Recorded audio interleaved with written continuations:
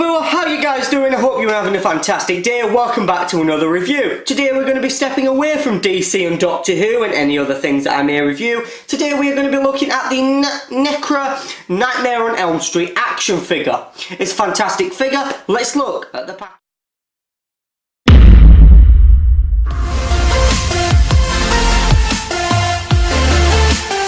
Immediately, one of the biggest things is the Nightmare on Elm Street logo. It's a fantastic logo. You also have this nice image of the main character from the film, as well as Freddy's hands up here. On the side, we have a Nightmare on Elm Street logo with the Ultimate Freddy name, the NECA logo, and the Real Toys logo. On the back, we have a picture of all the accessories and a little bit of a write-up. If you'd like to read that, pause the video now. On the top we have the ages 17 and up notification, we have a warning choking hazard, and on the other side we just have another picture with a Nightmare on Elm Street logo. Opening this, you get a nice window revealing the figure of Freddy himself. It's a nicely displayed window where you can see the full figure and all his accessories, and on the side there's a nice figure of a nice image of the figure being posed. So that's the packaging.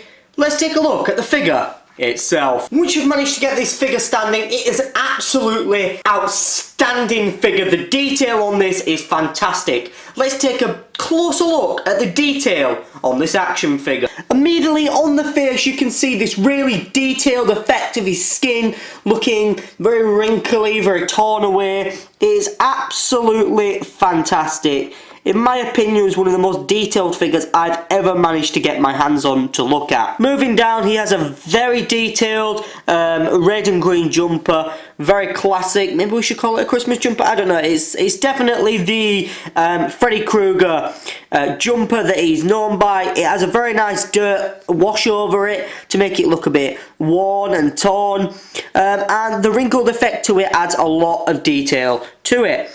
That wrinkled effect continues on the back. On one hand, we have the very known classic knife finger glove. Obviously, so that Freddy can go and kill people. It is already pre-posed so that you can pose the figure as it should be. There's a slight drop of red paint on it to make it look as if he has had blood on it. On his other hand, he again has that wrinkled effect on his hand with a bit of black wash to make him look dirty. Going down, we have wonderful textured pants. They are just plain black jean looking pants, but they have that wrinkle effect and the black wash just to make them look warm. Down at the bottom we have some very nice shoes with again a little bit of detailed laces. On the bottom we have a peg hole and a tiny bit of legal guff. That's it for the detail of this figure. Now let's take a look at the articulation. His head can do a full 360 degrees as it is removable. We'll find out about that later. He has ball jointed arms so he can put them out at 90 degrees and do a full 360 at the shoulder. He has a 90 degree elbow as well as a ball jointed arm so he can do 360 at his elbow, and he can also do 360 at the wrist. However, this is injured as his hand can pop off very easily, judging by the fact you can swap it. Moving down, his legs can kick forward, they can kick back. He can do the splits, however one leg is slightly injured. He can do 90 at the knee as well as a 360 swivel on the knee, and he can also do a slight side-to-side foot articulation. The action figure, so let's take a look at this lineup of accessories that come with this action figure. First up we have this swappable hand. It's just got the same wrinkled effect, however it is just swappable with a slightly different pose in it so that he can hold things like the phone. Just to demonstrate how his hand actually slots on, you can swap it with this hand, which does just pop on like so. Very hard to get on camera, but it does just pop on. Next we have another head, a very detailed looking head. It has nice looking teeth, his eyes look evil. It has a very good resemblance of Robert Englund, who plays Freddy Krueger.